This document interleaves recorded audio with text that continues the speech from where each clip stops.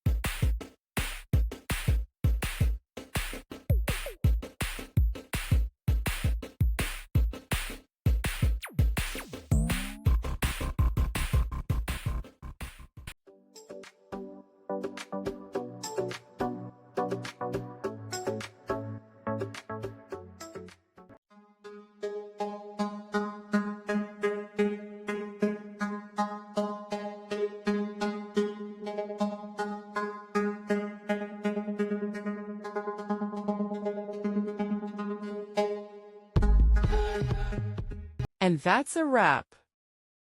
I hope you found the answer you were looking for.